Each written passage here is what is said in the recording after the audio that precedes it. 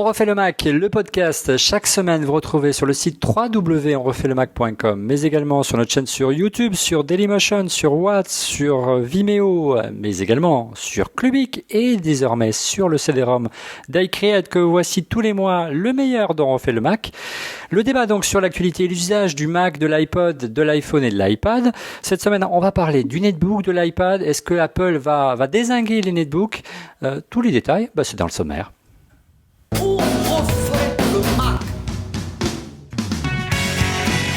Steve Jobs n'a pas beaucoup de sympathie pour les netbooks, ces ultra-portables à prix cassé. Le patron d'Apple aime les qualifier de noms d'oiseaux et lui préfère de loin l'iPad. La tablette tactile d'Apple est-elle une vraie alternative au netbook? La sortie des nouveaux MacBook Air est-elle au contraire une volonté de faire machine arrière? Est-ce plutôt le modèle de l'ordinateur low cost qui est condamné?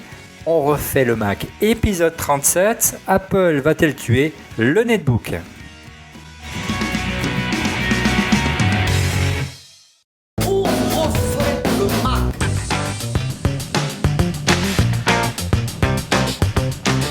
Toutes les radios du monde et toutes vos infos, maintenant sur l'iPhone avec Radio Me. Avec moi, on parlait cette semaine des personnages que vous connaissez bien dans On refait le Mac, à commencer par Cédric Ingrand de la chaîne Info. Bonjour Cédric. Salut Olivier. Ça va bien? Ça va formidable. À ma droite, Monsieur X, un ancien responsable d'Apple qui avance un visage masqué et qui n'a pas eu le temps de dîner, donc il le fait en direct ce soir. Bonsoir Monsieur Bonsoir Olivier, moi je reviens plus simplement de ma cave. Oui, c'est pas mal. Ça a l'air bien. Mais c'est pas mal aussi. Alors messieurs, Steve Jobs a eu des mots très durs envers les netbooks. Je vous propose de l'écouter, c'était en janvier dernier, lors du lancement de l'iPad. And so, all of us use laptops and smartphones now. Everybody uses a laptop and or a smartphone. And the question has arisen lately, is there room for a third category of device in the middle? Something that's between a laptop and a smartphone. Now, some people have thought that that's a netbook. The problem is, netbooks aren't better at anything.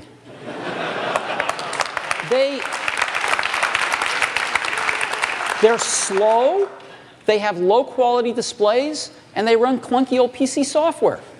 So they're not better than a laptop at anything, they're just cheaper.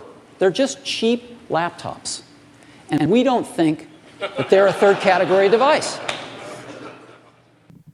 Alors messieurs, est-ce que vous êtes d'accord avec Steve Jobs? Est-ce que l'iPad est véritablement aujourd'hui, vous qui utilisez au quotidien des iPads, une alternative au netbook? L'iPad, je crois qu'on est d'accord là-dessus, est une merveilleuse machine de consultation de médias. C'est bien pour faire du mail, c'est bien pour aller sur Internet, pour regarder des photos, des vidéos et le reste. C'est pas une machine pour bosser, quoi. Il y a 1000 choses que je fais avec mon laptop que je ne peux pas faire avec un iPad. Monsieur X, vous êtes d'accord avec l'analyse de Cédric? Comme au chiffre et des lettres, je vais dire pas mieux. Je crois que Cédric a résumé la situation avec clarté. L'iPad, c'est la visionneuse multimédia entre guillemets ultime. Mais moi, je travaille pas avec, tout bêtement, parce que j'ai pas de clavier en dur, parce que c'est pas un produit... Vraiment, Monsieur X, le netbook, c'est aussi un produit pour travailler, c'est pas aussi un produit pour juste le mail et taper ses textes, aller sur Internet, si, mais ce que fait un iPad aujourd'hui. Ça, c'est aussi du travail, prendre des notes, faire un article, écrire des choses, c'est un travail qui s'appelle le journalisme. On peut aussi se contenter de prendre des notes pendant une réunion. Et aujourd'hui, l'iPad remplace pas ça. Moi, je l'ai vu, pour être très très clair, une seule fois d'une personne, et on avait un petit peu l'impression qu'elle s'obstinait à vouloir absolument utiliser son iPad pour écrire des choses, mais on n'y est pas encore. C'est toute la différence entre une tablette et un ça m'est arrivé, il y a clavier. Pages sur l'iPad, il y a des choses. Ouais, donc... J'ai du mal. Personnellement, moi j'ai du mal. Moi, voilà. Comment dire, avec en plus le système de reconnaissance de caractère qui vous propose, comme sur l'iPhone, des mots comme ça. C'est horrible. Et alors dès que vous voulez switcher dans un même document... Tu sais Cédric, ce qui me manque le plus, moi quand je tape mes papiers sur l'iPad, une chose toute bête, le pomme Z. Ah oui, Oui, ça c'est affreux, pas de pomme Z. C'est rigolo parce qu'on le cherche instinctivement. On dit on le cherche. il est pas là. Pomme Z, il n'y a pas. Voilà, donc la correction. Mais est voilà, terrible. donc en termes d'ergonomie, ça compte les mots, mais ça sait toujours pas compter les caractères. Bref, ça y est pas quoi. Parlons chiffres. Est-ce que Steve Jobs a réussi son pari au jour d'aujourd'hui? On sait que le moment phare, ce sera les ventes de Noël, mais on n'y est pas encore.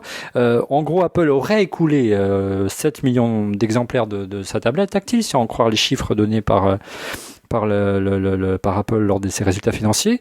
J'essaie de comparer par rapport à un fabricant de netbook, Asus, qui est l'inventeur de l'IPC, le tout premier, souvenez-vous, le tout blanc, qui s'est vendu à des millions d'exemplaires. L'année dernière, à titre de comparaison, alors qu'Apple cette année a vendu 7 millions d'exemplaires, et l'année n'est pas terminée, le meilleur est à venir. Asus en 2009, on a écoulé 5,4 millions. A priori, le pari est gagné de la part de Steve Jobs. J'allais dire Steve. Je pense que en termes de vente pure de l'iPad, le pari est gagné. Ouais, je crois que c'est assez clair. Maintenant, normalement. Même si les analystes se montraient un petit peu déçus, mais bon, ils voulaient. Ouais, ils auraient voulu que ce soit encore plus rentable, mais c'est toujours plus. Faut pas attendre grand-chose en termes d'intelligence de la part d'un analyste. Mais mais enfin là, on compare par rapport à Asus. Il faudrait rajouter Acer, il faudrait rajouter Samsung, il faudra. Oui, là, on dépasse largement les ventes de l'Apple, mais j'essaie de comparer de constructeur à constructeur. C'est-à-dire que si Apple avait été au bout de sa logique et avait dit tiens, je vais faire un netbook à 500 euros à défaut d'un 300 euros, bien il n'aurait pas vendu plus qu'il a vendu d'iPad aujourd'hui. Et surtout, on sait très bien que sur l'iPad, a priori, il marche beaucoup plus que sur une machine à 300 euros, non, Cédric? Oui, clairement, mais ça reste dans toutes les analyses qu'on voit, l'iPad, ça reste la machine plus 1. C'est la machine qu'on achète quand on en a déjà une autre, d'abord parce que sinon on ne peut pas l'utiliser vraiment. Monsieur X, Asus prévoit cette année d'en vendre 8 millions, donc a priori il devrait en vendre moins qu'Apple et ses iPads. Alors c'est un succès, Steve Jobs a réussi son pari? Oui, indéniablement, moi je suis impressionné. Alors 7 millions, moi j'avais 4 millions en mémoire, mais bon, peu importe le chiffre. C'est pour le trimestre. C'est peut-être la différence d'accord. Mais c'est peut-être la différence entre le nombre de machines qu'ils ont mis dans le channel, comme on dit, c'est-à-dire qu'ils ont envoyé à la distribution, et les ventes effectives. À voir. Oui. Les ventes cumulées depuis le lancement, je ne veux pas dire de bêtises, mais ce serait autour de 7 millions. Oui, mais bon, peu importe le chiffre, je crois que si je peux faire pomme Z au niveau du cerveau. Je crois que ce qui est plus impressionnant, c'est la part de marché qu'ils ont sur ce marché naissant. Ils sont seuls. Qui est estimé à 95%. Et non, ils sont pas seuls parce que il y a quand même beaucoup de constructeurs, notamment asiatiques, qui ont sorti des produits en local, qui n'arrivent effectivement que maintenant. Et puis, pour ne citer que la France, Arcos a sorti quand même des produits depuis le Medpi en mai. Truster 95% de la part de marché au niveau mondial, je crois que ça n'est jamais arrivé à Apple sur un marché naissant. Donc moi, je suis véritablement impressionné. D'autant plus que je pense que l'iPad n'est pas l'iPad qu'on se souhaiterait, et donc pas un iPad parfait, bien loin de là. C'est une vraie première génération avec des manques. Donc oui, pari économique gagné très très clairement. Après, en termes d'usage, bon, c'est sûr, on le disait, pour travailler avec, non. Par contre, comme liseuse média, parfait. Cédric, pour conclure sur l'iPad, et on va enchaîner sur le MacBook Air dans la deuxième partie de l'émission, concrètement, tu as vu, là, les prix sont tombés du Galaxy Tab, la tablette de chez Samsung qui va arriver notamment chez SFR aux alentours des 300 euros. On a toujours envie que ce soit, tu crois vraiment qu'à terme, que ce soit moins cher. Quand on nous... Oui, mais tu crois vraiment qu'à terme, un iPad ou une tablette en général coûtera le même prix qu'un netbook, et qu'aujourd'hui Apple le vend cher parce qu'il est seul sur le marché tout simplement et qu'il peut fixer le prix qu'il veut? Il est évident que tout ça doit tomber à 200 euros. Le magic number, c'est 199 euros pour ce genre de choses. Enfin, en tout cas, c'est ce que je pense. On n'y est pas encore pour le Galaxy Tab. Ouais, on est encore au-dessus. Mais on sait qu'on en a parlé ici, ça va venir. Très clairement. Et 200 euros, voilà, c'est le prix auquel on prend le risque d'acheter un appareil de ce type, même si on n'est pas absolument convaincu qu'on va l'utiliser tout le temps.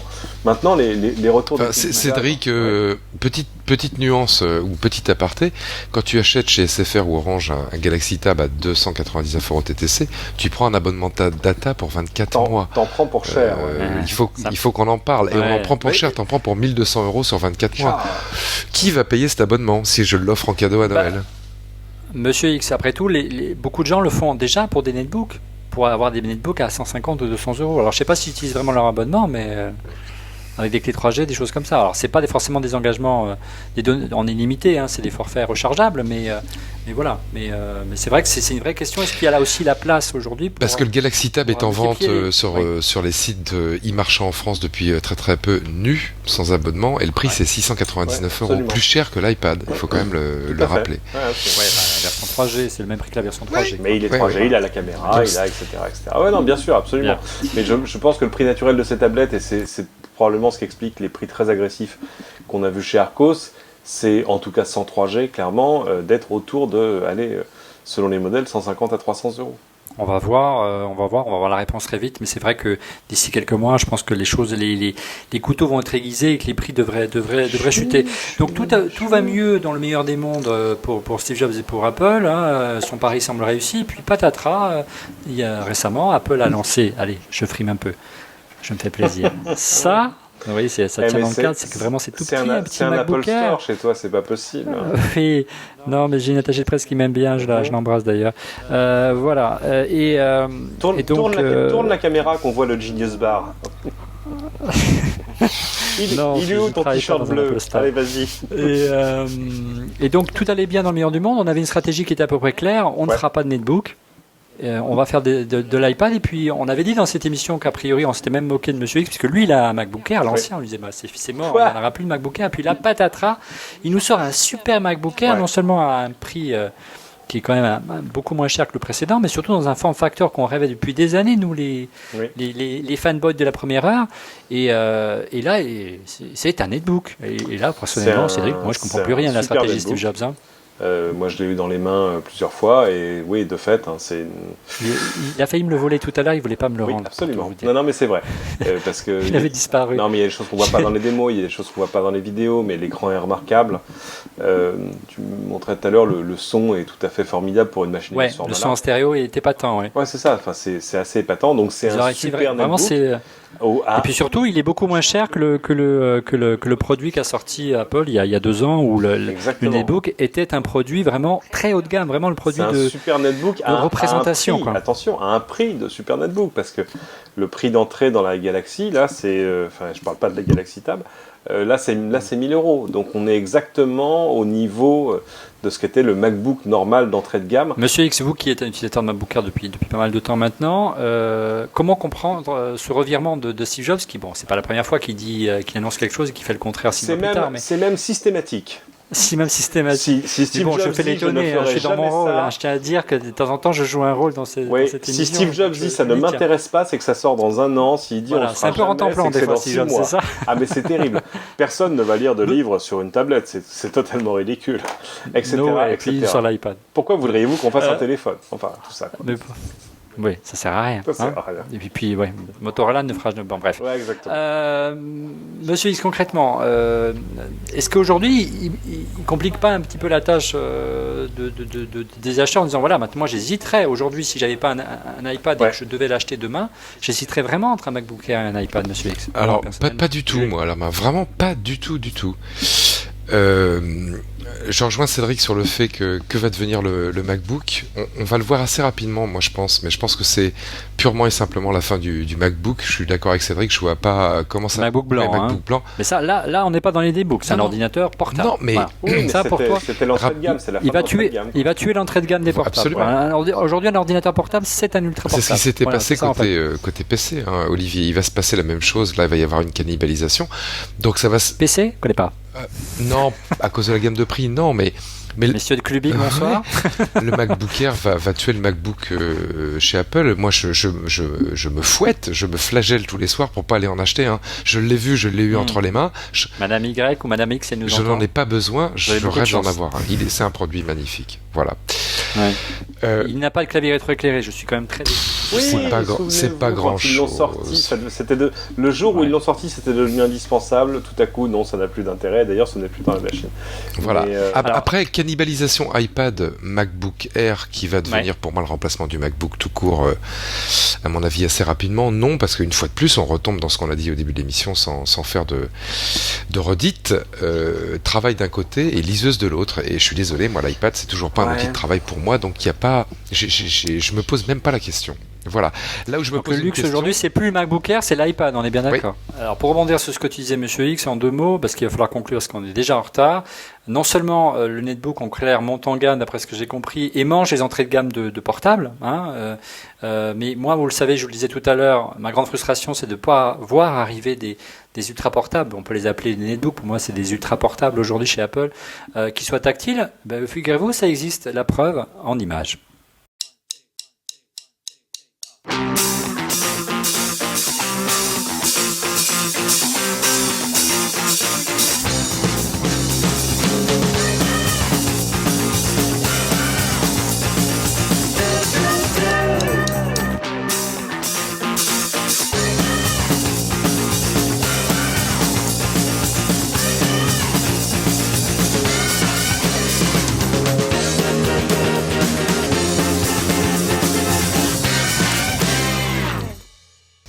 Ah ouais, pas mal. Bien, messieurs. Et voilà, cette machine mériterait d'être une machine Apple. Oui, il faudrait dire à Steve Jobs qui jette un coup d'œil au laboratoire de Dell, parce qu'apparemment, il est possible de faire cohabiter à la fois une machine ultra portable avec un clavier et le transformer en tablette. Mais Apple, apparemment, veut jouer sur les 2 tableaux, Monsieur X, on est bien d'accord. Ouais, moi Ouais. Moi, je comprends pas. Hein. Moi, je comprends pas pourquoi le. Mais si, non, mais il y a une raison simple. Mais il y a une raison simple, c'est parce que toi, comme moi, comme Monsieur X, on va aller faire des couillons et puis on va aller acheter les 2. Alors, Ben ouais, c'est incroyable que tu dises ça, Cédric, parce que Ouais. moi, quand j'étais chez Apple, alors pas Steve Jobs, hein, mais Tim Cook. Vous voyez qui est Tim Cook? Oh là oui. Le number 2. Il nous faisait notre Le cost killer. notre petit lavage de cerveau tous les ans à la Sales Conférence.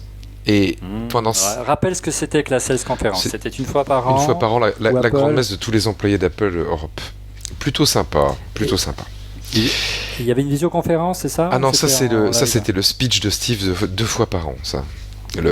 Ça c'était ouais, la nous messe de raconter un Steve jour, aux monsieur X. employés. Un autre grand moment de l'histoire d'Apple. Ça. Mais donc à la Sales Conférence, en général c'était Tim qui ouvrait, puisque Steve ne se pointait jamais à la Sales Conférence. Qui dit vente dit métier ingrat qui ne le concerne pas. Burke, ça salit les mains. Et Pousser les cartons. Tim commençait toujours par cette phrase. Les premiers clients du nouvel iPod que je vais vous présenter sont qui? Les clients qui ont déjà un iPod. Les premiers clients des gens qui vont se voir proposer ce nouveau Mac que je vais vous montrer sont qui? Les gens qui ont déjà un Mac. Dans leur portefeuille ou dans leurs économies, il y a toujours de la place pour s'acheter un nouveau Mac et un nouvel iPod, croyez-moi. Voilà. Et dans le même temps, ils crachaient à la gueule des clients. Ça sert à ça la communauté des utilisateurs. Non, ils crachaient à la gueule des Voilà, c'est dit. crachaient à la gueule Ouais. des clients en disant pas $1 pour les Apple User Group, on s'en fout complètement. Parce que de toute Il a quand même mis 36 épisodes de On fait le Mac qu'on a la Ouais, sortie. il disait de toute façon, magnifique. les mecs ils sont tellement accros aux produits qu'ils l'achèteront. Donc la première chose que vous faites, vous occupez pas des critiques, 37. des journalistes qui font du PC, etc. Vous allez voir les Mac fans, vous les picousez. Quand on leur aura vendu de la camelote, on ira voir les suivants. C'est exactement ce que tu dis. J'aurai un MacBook Air et j'aurai un iPad. Voilà. Et déjà, C'est pour ça que tu m'as invité à déjeuner quand tu étais chez Apple, c'est ça? ouais. C'était Et pour- déjà ça fait Salaud. 5 millions de personnes. Moi, je croyais que c'était de l'amitié, moi. Mais non, en fait, tout ça, c'était prémédité. Au secours, Cédric, fais quelque chose. C'est vraiment une réflexion de dealer. Hein. C'est Complètement. une fois qu'on les aura, Ah, bah, c'est ça. on les aura. Ils reviennent, alors- vous inquiétez pas. ils Alors, reviendront. autre phrase de Steve Jobs lui-même. Ça, il est lancé, on le laisse parler. Il disait, il y a qu'une chose qui est dure hein, chez Apple pour acquérir un nouveau client, c'est de lui vendre notre premier produit. Pourquoi vous croyez que je me fais faire des packaging? D'accord? Pourquoi vous croyez que je passe des soirées à revoir des... En tout cas, c'est imagé, quoi. Comme packaging. discours, hein. Vous leur vendez un produit, nous, je vous garantis qu'on fait bien notre boulot à Cupertino, et après, il est crocheté à vie. Voilà, c'est pour ça que tous les Il packaging est chez ferré. Apple sont aussi beaux que les packaging d'Hermès ou Chanel Ouais, ou bien sûr. ce que tu veux en général. Voilà. Je Donc, vous ai pas dit, mais dans un prochain On refait le ouais, Mac, c'est on vrai. va avoir une interview de Tim Cook. Magnifique. Ah bon? Ouais. Tu confonds pas avec plein écran. Non, celle-là, je te l'offre, ça me fait plaisir. Parce que ça risque d'être fait avec la caméra de l'iPhone.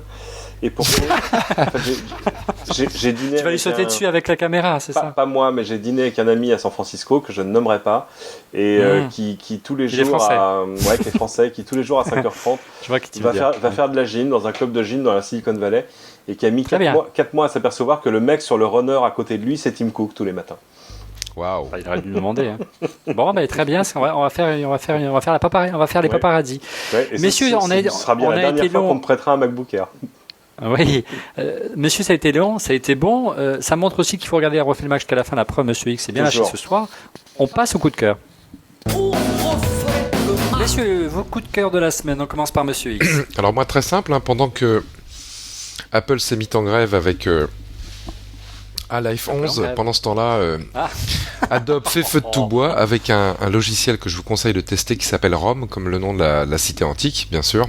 C'est d'actualité. Ouais, il est disponible pour Mac et pour PC en version bêta, et c'est une suite logicielle, soit en local sur votre machine, soit dans le cloud, qui vous permet de créer plein de choses, des sites internet, des photos et aussi des animations. C'est rapide, simple, et c'est la première fois que je vais faire mes vraies premières applications Flash complètes. Je suis ravi, et pour l'instant c'est gratuit, donc courez vous inscrire. Ça s'appelle ROM, c'est chez Adobe en version bêta. Pas mal. Très bien. Et c'est vrai qu'on n'a pas entendu beaucoup parler de ça. Non, c'est vrai, bizarrement. Cédric, de ton côté on va faire magie de la télé, tu vas prendre ton téléphone et tu vas m'appeler. Non, c'est absolument pas prévu en plus. Attendez, tiens, j'ai un téléphone à côté de moi, ça tombe bien. Magie de la télé, magie de la télé. Oui, je t'écoute. Et je fais quoi? Tu m'appelles? Je tape. Sur mon mobile. Oui, si possible. Cédric, parce que en fait, ce que je vais te montrer, c'est un accessoire pour iPhone, mais ça marcherait pour n'importe quel. Alors, j'espère que ça va pas trop perturber le micro. Hein, il faut on se voit méfier, pas le numéro, rassure-moi. Ah, ne quittez pas, je crois qu'on me parle. Oui, allô? Ah, c'est merveilleux, je t'entends. Il faut décrocher de temps en temps. Oui, excuse-moi, normalement ça décroche automatiquement. Pourquoi ça va pas marcher ce coup-là? Oui, ça y est. Ah bah voilà, ça y est. Comment ça va, monsieur? Oui, on va raccrocher parce que je t'entends avec un décalage, c'est affreux. Mon coup de cœur, c'est ça. C'est un petit combiné Bluetooth. Ça s'appelle le Moshi Moshi. C'est fait par des Français qui sont expatriés à Hong Kong. C'est livré avec ce socle-là, donc ça se recharge directement dessus. Il y a une petite prise micro USB ici. Ça peut marcher pour jusqu'à 3 ou 4 combinés Bluetooth. Donc en gros, tous ceux de la maison, ou ceux du bureau d'ailleurs. Ça peut marcher aussi avec Skype. Ça peut marcher avec tous les systèmes de voix sur IP. Donc je peux le connecter à un PC, un Mac et 2 mobiles à la maison. Et si quelqu'un m'appelle sur l'une de ces machines, je décroche et ça marche. C'est absolument remarquable. Ça a une autonomie, c'est joli comme tout, très joli design. Ça existe en blanc aussi. Il y a un très beau packaging, je crois que tu m'avais montré aussi. Le packaging est magnifique, ça s'appelle Moshi Moshi. Moshi Moshi, ça veut dire digne d'Apple, n'est-ce pas, monsieur X? Et oui, voilà. Et non, je trouve ça très réussi. Et alors moi, ce que j'attends, et ce sera mon coup de cœur d'un de ces mois prochains, c'est qu'ils vont faire la même chose, mais avec ici un espace qui sera une docking station pour mettre son iPhone. Et là, ce sera à peu près la machine parfaite, et ce sera l'accessoire parfait que j'aurai évidemment au bureau. Ça coûte 149 €, mais il faut aider ces gens parce qu'ils sont jeunes, ils sont français, ils sont à Hong Kong, et c'est Cocorico. Ouais. Et voilà, Cocorico s'appelle Moshi Moshi, je crois que c'est le Moshi Moshi 03. On essaiera de faire, mais j'en ai un prototype au bureau aussi. Ben voilà. Hein. Et je confirme, c'est génial. Bref, tu as un bureau, donc ça veut dire que ça. Il travaille. On ne dira rien. Chut. On essaiera de faire, petite parenthèse, messieurs, un gros, même 2 spéciaux à Refait le Mac juste avant les fêtes de Noël, qui seront vos coups de cœur, que ce soit pour des accessoires ou des applications pour iPod, iPhone, etc.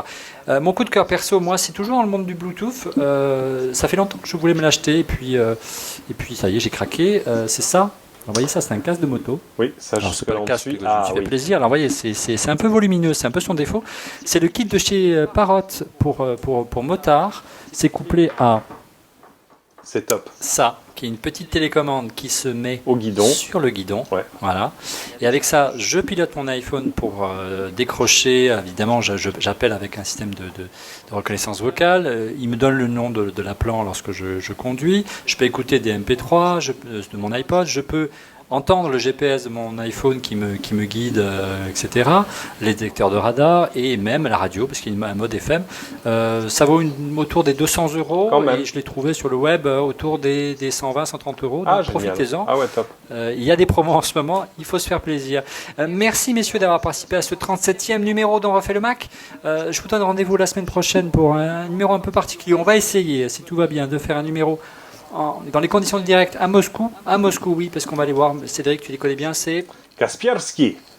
Car parce qu'il y a des spécialistes de la sécurité. On essaiera de voir ensemble s'il y a vraiment des risques de piratage sur Mac. Essayer de voir si effectivement le Mac est immunisé aux virus. On fera donc un spécial sécurité, un sujet un peu touchy mais intéressant. Fais attention, il risque d'essayer de te faire boire pour avoir vécu ça il y a 3 ans. Mais apparemment, Monsieur X est un petit peu bu ce soir et ça va se voir. On essaiera d'arranger ça au montage. Il risque aussi d'essayer de te faire visiter le bunker de Staline et s'ils ne le font pas, je te raconterai ma visite du bunker de Staline. Bon, tu seras avec nous la semaine prochaine. Voilà. Merci messieurs d'avoir participé donc à ce Refait le Mac. On se retrouve la semaine prochaine, j'espère, en duplex de Moscou. Au revoir. Salut. Ciao.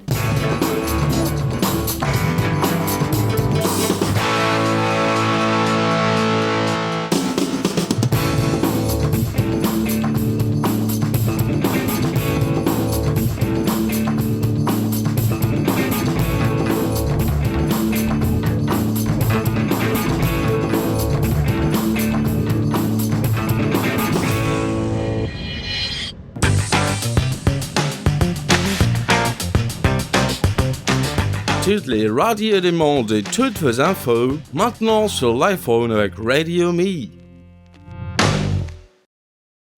Et je vais le chercher. Ah mais passe pas in extenso ce que je viens de te dire. Je t'en prie mon ami. Mais comment tu... Dis-moi, mais comment tu veux que je coupe ça? Non mais je peux couper. Je viens de boire 3 verres, donc c'est pour ça que je te raconte les choses, mais... On y va? Je vous fais le lancement. On refait le Mac, le podcast. Chaque semaine, vous retrouvez sur le site www.onrefaitlemacom le débat sur l'actualité et l'usage du Mac, de l'iPod, de l'iPhone. Vous le retrouvez également sur notre chaîne sur YouTube, sur Dailymotion, sur Watt, sur Vimeo, mais également désormais sur Clubic et sur le CD-ROM d'iCreate tous les mois, sur le CD-ROM d'iCreate. Donc on va le refaire. Merci beaucoup. Bon, c'est pas grave. On refait le Mac.